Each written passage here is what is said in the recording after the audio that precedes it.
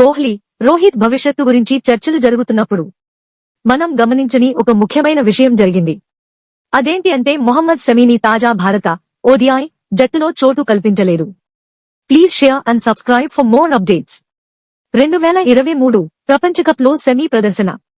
మొత్తం 18 మ్యాచ్లు, 55 వికెట్లు, అద్భుతమైన 13.52 సగటు, 4 సార్లు 5 వికెట్లు. ఇది కేవలం గణాంకాలు, స్టాట్స్ మాత్రమే కాదు.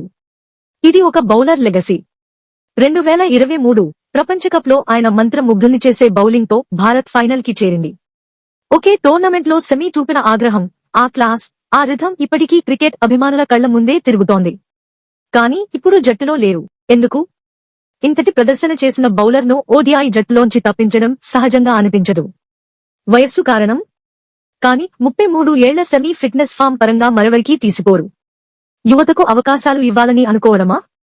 కానీ జట్టులోని కొంతమంది ఆటగాళ్లు సెమీ లాంటి ప్రదర్శన ఇంకా ఇవ్వలేకపోయారు. జట్టు రాజకీయాలు?